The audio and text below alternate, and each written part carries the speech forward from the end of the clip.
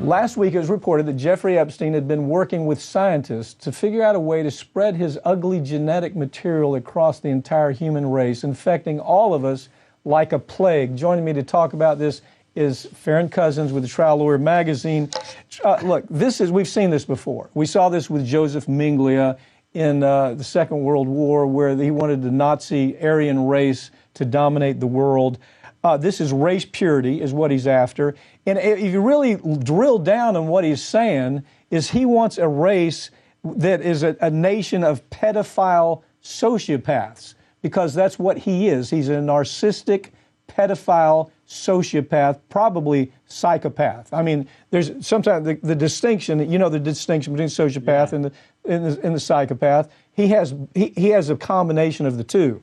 But tell us about this story. It's almost too crazy. Every week there's another story, and you go, okay, I'm tired of Epstein. And then you see another story. Go ahead. Yeah, this is one that really you would think is satire just from seeing the headline, but knowing this man's history, this is absolutely true.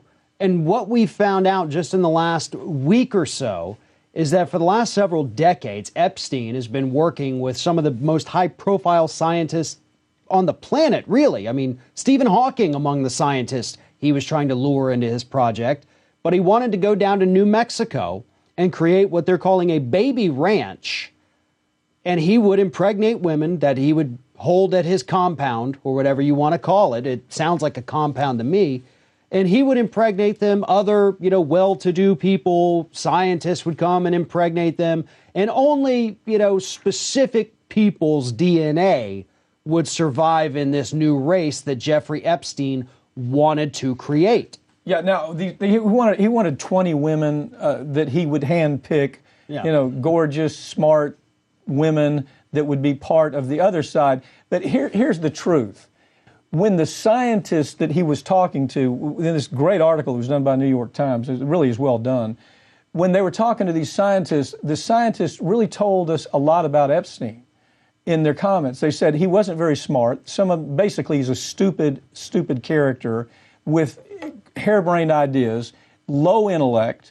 That was what they took away from him. They said his ideas were so harebrained that in his delusional mind he couldn't even connect how delusional it was.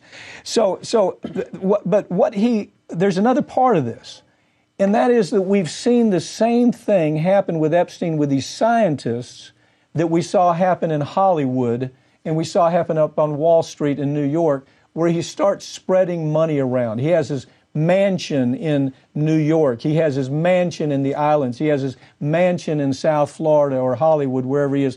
And he brings in these celebrity types who are so dull-brained that they have never done any search to find out what a corrupt, crazy guy he is. And they show up at his dinner parties. They got their arm around him taking pictures.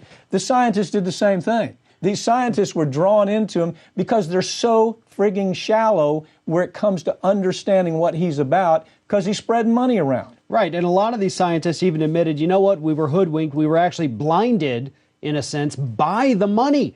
Because look, it's hard to get scientific projects funded, especially when you're chasing what a lot of scientists would call the pseudosciences, the cryonics, the eugenics, which is what Epstein wanted, so he can dangle this money in front of these scientists, say, listen, I know you want to work on your project. I've got the money. You help me with this. I help you with that. Also, I've given over $6 million to Harvard. I've got the connections there. Everything you need, just come with me and I'll get it for you. And Harvard's all in. Yeah. Harvard's all in. Harvard is supplying these scientists to him because he's willing to give Harvard money without ever asking the question, what kind of low-rent freak are we dealing with here? He actually wanted to have his brain and his penis he wanted a cryo process with his brain and his penis, so when they come up with a way to clone, then they're going to be able to clone these body parts for him.